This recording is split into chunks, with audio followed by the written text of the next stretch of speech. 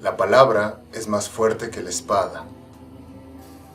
Hola, soy el doctor en psicología Diego García y en este canal hablo regularmente de temas de psicología y psicoterapia. En esta serie voy a introducir los temas de comunicación persuasiva y pensamiento estratégico. E iniciaremos utilizando como referencia el libro La nobile arte de la persuasione o La noble arte de la persuasión del doctor Giorgio Nardone.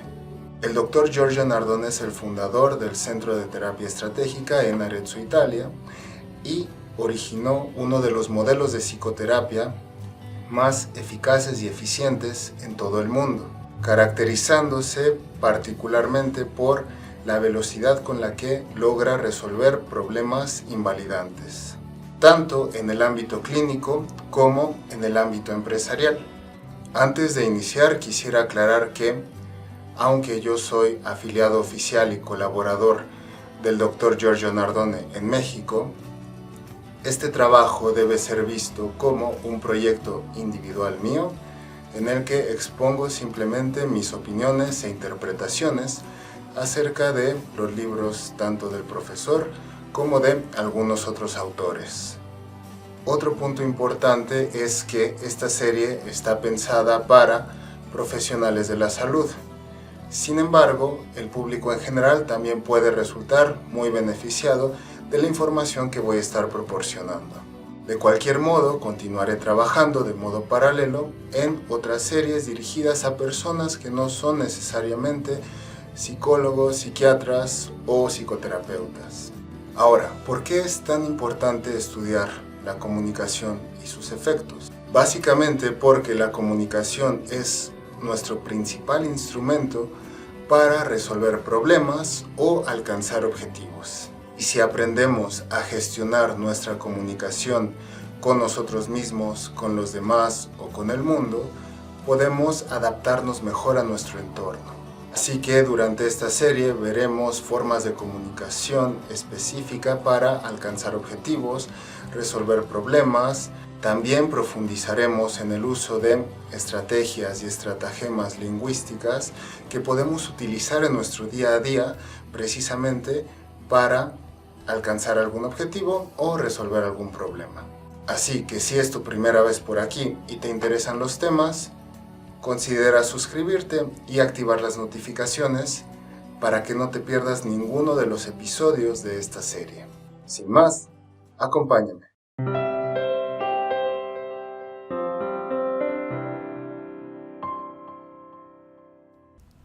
En este esquema presento lo que vamos a ver durante el video como una visión panorámica. Primero vamos a ver la evolución que se da del Homo faber en su etapa guerrera a el Homo suadens en su etapa de persuasor. Después vamos a ver el concepto de persuadir y su diferencia con el concepto de manipular y el concepto de convencer. Posteriormente vamos a ver cuál es la parte que aporta la tradición antigua oriental y que retoma el Dr. Giorgio Nardone en su explicación, para pasar posteriormente a las investigaciones con respecto a la pragmática de la comunicación y finalmente veremos a grandes rasgos cuáles son las aplicaciones de la persuasión que menciona el Dr. Nardone. En esta introducción, el Dr. Nardone nos habla de cómo se da este proceso evolutivo del Homo faber, es decir, la humanidad en su etapa guerrera más primitiva, a el Homo suadens, en donde la humanidad llega a su capacidad para persuadir. De modo que en algún punto de nuestra evolución llegamos de tener que confrontarnos de modo violento para obtener lo que queremos, a la capacidad de utilizar nuestro lenguaje y nuestra comunicación para llegar a acuerdos y resolver problemas. Es el lenguaje persuasivo el que nos permite llegar a la colaboración. Ya no tengo que derrotar al otro y sufrir daños en el proceso. Puedo llegar a acuerdos que me permiten sobrevivir y esta es la base de la sociedad. Persuadir permitió generar confianza Y este es un proceso que incluso se nota a nivel neurobiológico.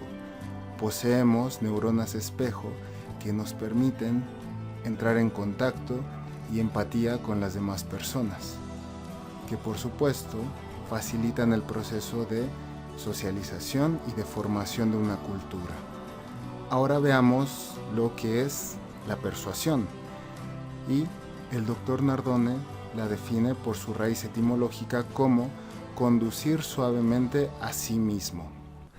Es decir, para que el otro pueda ver las cosas como yo las veo, antes yo me tuve que haber puesto en su perspectiva, y esto implica primero ver el mundo desde los ojos de nuestro interlocutor.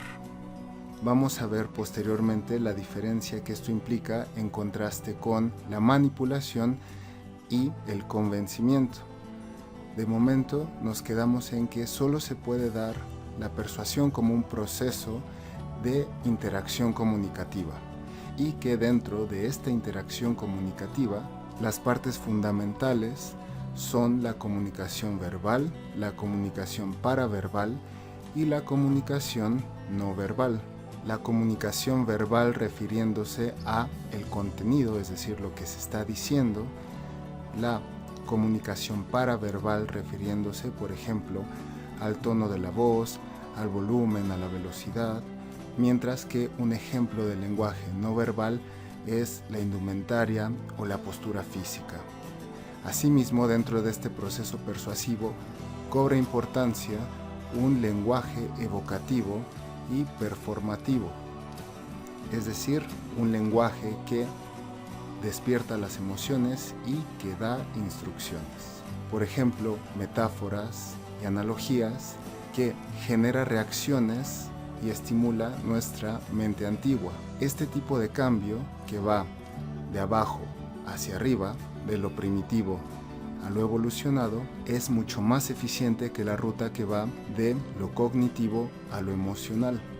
Es por ello que una comunicación persuasiva genera estos efectos tan importantes y eficientes.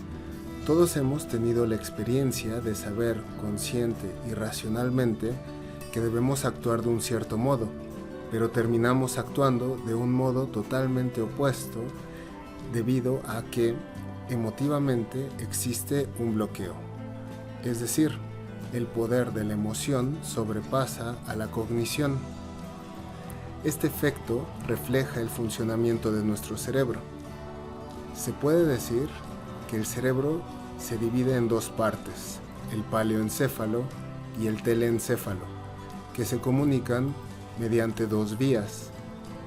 El paleoencéfalo es la parte más arcaica y es la sede de la elaboración de las emociones, mientras que el teleencéfalo es la parte más moderna, y aquí es la sede de las cogniciones. El paleoencéfalo influye profundamente sobre nuestro teleencéfalo, pero no ocurre lo mismo de modo inverso, es decir, que las experiencias emocionales determinan de modo decisivo nuestras vivencias y representaciones conscientes, mientras que la conciencia y las experiencias conscientes determinan realmente muy poco de nuestras reacciones emotivas.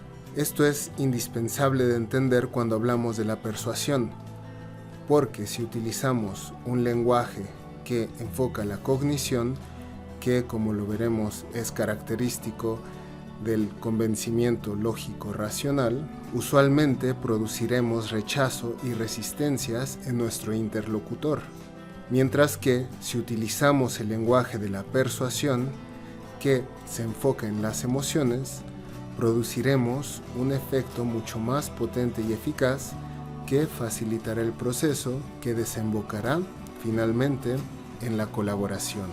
Asimismo, como una dinámica de este proceso de persuasión, podemos caracterizarla como dialógica, es decir, un encuentro entre pares, un encuentro entre inteligencias. Esta dinámica dialógica de encuentro entre inteligencias, característica de la persuasión, se puede contrastar con las dinámicas de la manipulación y del convencimiento. En la manipulación, la dinámica es una de condicionamiento, en la que alguien te obliga a hacer algo que tú no quieres. De hecho, se menciona que la raíz de manipulación se refiere a forzar con las manos, a través de técnicas que imponen la influencia. Yo te obligo a hacer algo que tú no quieres hacer o que tú no eliges hacer, de distintas formas, ya sea distorsionando mensajes o a través de la coerción y el castigo. De modo que aquí la dinámica es de alguien que está por encima de nosotros y que usa un condicionamiento, a diferencia del encuentro entre inteligencias iguales que ocurre en la persuasión. Aquí el doctor Nardone usualmente especifica que hay ocasiones en las que la manipulación es positiva. Por ejemplo, si un cirujano tiene que efectuar una operación, tiene que manipularnos, tiene que manipular nuestro cuerpo para salvarnos la vida. Y finalmente pasamos al convencer, que por su raíz, cum vincere, se refiere a prevalecer sobre las otras opiniones. Esto quiere decir que forzosamente hay un ganador y un perdedor. Tesis y antítesis. Este es el método que ha utilizado Occidente en su búsqueda por la verdad y se basa principalmente en racionalidad.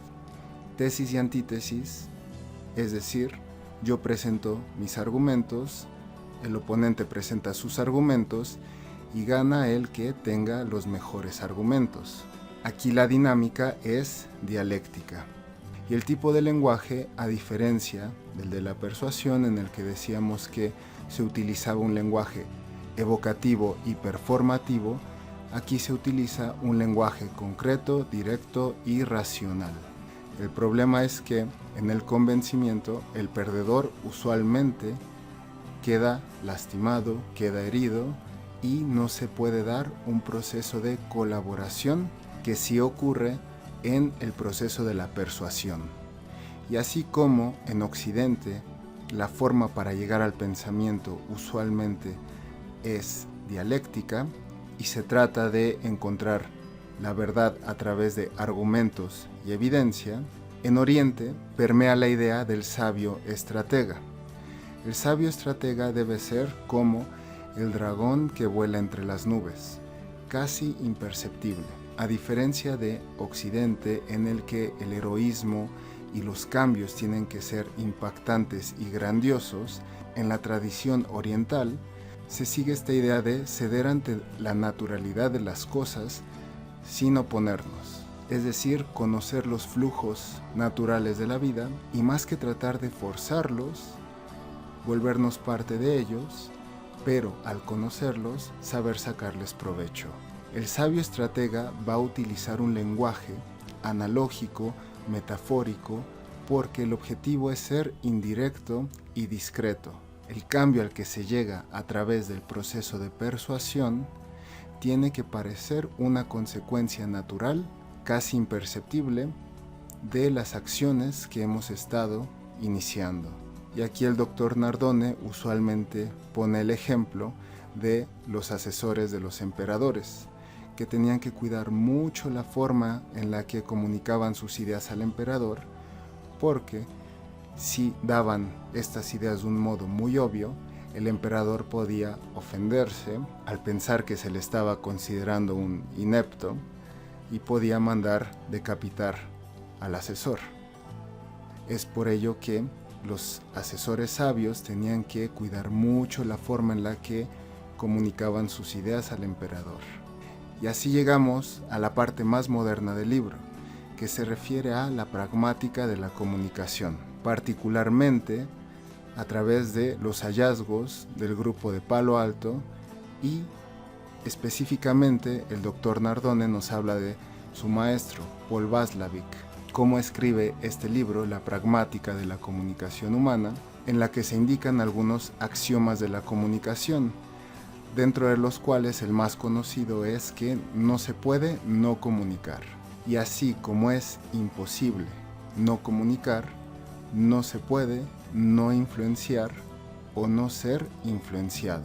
Todo acto comunicativo, incluso el silencio, comunica algo. Y aquí se distinguen dos tipos de lenguaje. un lenguaje indicativo en el que se transmite información y explicación, muy asociado a el convencimiento que, como vimos, se basa en la argumentación y en el exponer evidencias racionales, mientras que el otro tipo de lenguaje es el lenguaje performativo, muy asociado a la persuasión. Aquí se trata de evocar sensaciones y generar efectos que nosotros vamos a conducir de modo estratégico. Asimismo, las áreas de la comunicación que se describen en el libro son la de inducir, evocar, reestructurar, argumentar, la musicalidad de la voz y el comportamiento no verbal. Cómo todas estas áreas se tienen que poner en marcha para generar los efectos que estamos buscando. Para finalizar, algunas de las aplicaciones que estaremos viendo en futuros videos, encontramos el diálogo estratégico, que es la forma de diálogo que desarrolló el Dr. Giorgio Nardone, que en sí es un proceso persuasivo que lleva a la persona desde una exploración del problema hasta cambios terapéuticos que lo llevan posteriormente a resolver el problema o a alcanzar el objetivo que nos está presentando. También se incluye el hablar en público, la escritura persuasiva, el liderazgo, la terapia, los aspectos jurídico-legales y también la seducción. Veremos algunas de estas aplicaciones, como les mencionaba, en futuros videos.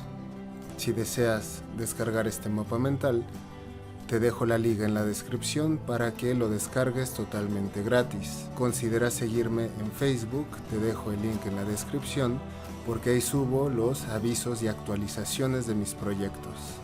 Finalizo con una frase de Gorgias. Un discurso que haya persuadido a una mente, induce a la mente persuadida a creer en lo dicho y a consentir en los hechos. Muchas gracias y nos vemos en el siguiente video. Hasta luego.